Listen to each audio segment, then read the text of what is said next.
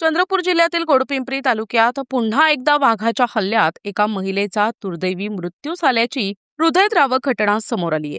शेतात काम करायला गेलेल्या महिलेवर वाघानं हल्ला करून तिचा बळी घेतला। विशेष म्हणजे गेल्या 7 दिवसात 2 शेतकरी बांधवांचा मृत्यू होऊनही वन विभागाकडून वाघांचा बंदोबस्त न झाल्यानं नागरिकांचा संताप अनावर झालाय। गोडपिंपरी येथील संतप्त नागरिकांनी वाघाच्या हल्ल्यात मृत्यू झालेल्या महिलेचा मृतदेह उचलण्यास स्पष्ट नकार दिलाय। न्याय मिळेपर्यंत मृतदेह हलविणार नाही अशी भूमिका घेत नागरिकांनी अहेरी नागपूर महामार्गावर चक्काजाम आंदोलन सुरू केलंय। गेल्या 2 तासांपासून महामार्गावरील वाहतूक पूर्णपणे ठप्प झाली असून गोडपिंपरी बाजारपेठही बंद करण्यात आली आहे। संतप्त गावकऱ्यांनी वन विभागावर निष्काळजीपणाचा आरोप करत आपला आक्रोश व्यक्त केलाय। 8 दिवसात 2 जीव गेले, पण वन विभाग फक्त आश्वासन देत आहे। आम्हाला सुरक्षा हवी, आमचा जीव वाचावा, अशी संतप्त प्रतिक्रिया गावकऱ्यांनी दिली आहे। नागरिकांनी इशारा दिलाय की तातडीनं न्याय मिळाला नाही तर आंदोलन आणखी उग्र करू। दरम्यान घटनास्थळी सत्ताधारी आणि विरोधी पक्षांचे नेते दाखल झाले असले तरी नागरिकांचा प्रचंड आक्रोश कायम आहे। गणेश पिंपरी परिसरात तणावपूर्ण वातावरण असून पोलिसांनी परिस्थिती नियंत्रणात ठेवण्यासाठी कडक बंदोबस्त केला असून प्रशासनानेही खबरदारीची यंत्रणा सज्ज ठेवली आहे। इथं बसण्याचं कारण काय म्हणजे कशाबाबत?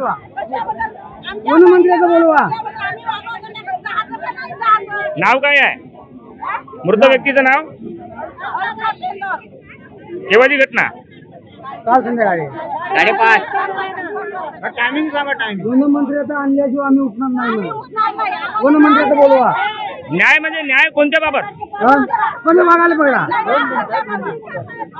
अशी चर्चा होती की मृतदेह तुमच्या ताब्यात नाही आला, हे गोष्ट बरोबर आहे का? नाही आला। मृतदेह कुठं आहे? माहित नाही। सांगितले नाही। गायब आहे का? घटनास्थळावरून का? घटनास्थळावरून गायब आहे का? गायब झाला। हो का? कुठे नेले काय नेले माहिती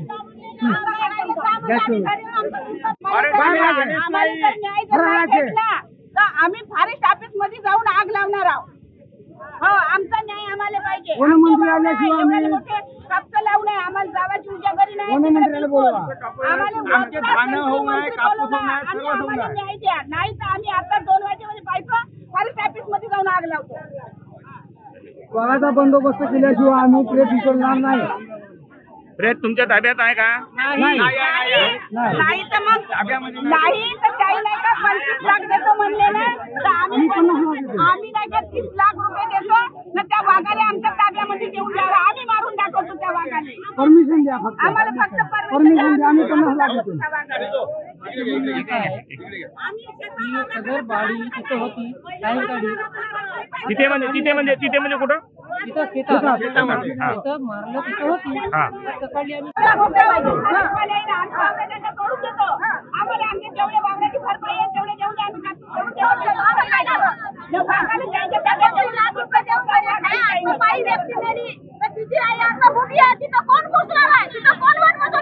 किती मुलं आहे तिला? 2 मुलं आहे।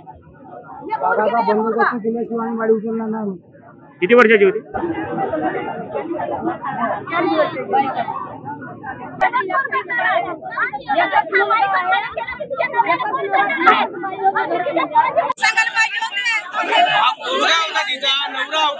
घटनास्थळावर होते, दोघे होते का? मुलगा आणि नवरा? मुलगा आणि नवरा घटनास्थळावर होते? कोणाला नाही फोन लावून नाही सांगितले, कोणाला नवऱ्याला घरी झोपायला सांगितले आणि त्याने लाच उचलून येऊन गेले। गायब केले का? पहिले कॅमेरा लावले होते, नंतर बंद केले। आम्हाला एकरी प्रमाण पैसे द्या, आम्ही शेती सोडून देतो। आम्ही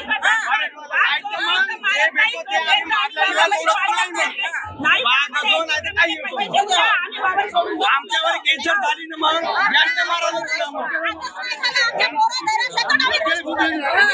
आता आम्ही जाणारच आहोत। कमी जास्त झाला तर टर्निंग वर हा मोर्चा आणलेला आहे नाही का आपण?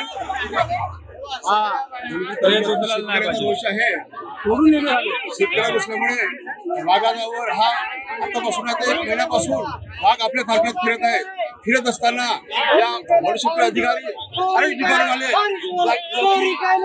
याची बंदोबस्त करत नाही. म्हणून या गोंडपिंपरी तालुक्यातील आज जनतेचा रोष आहे.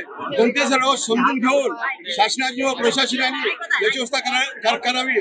प्रथमतः येऊन या जिल्ह्याचे DFO अधिकारी किंवा कलेक्टर साहेब यांनी स्वतः इथं येऊन या जनतेच्या रोषाला समोर येऊन, तर हा पोलीस विभागाचा डिपार्टमेंटचा नाही आहे.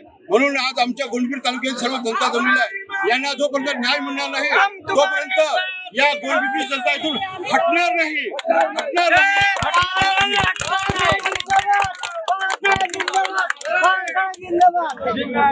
प्रतिनिधी अमान कुरेशी, NTV न्यूज मराठी, चंद्रपूर.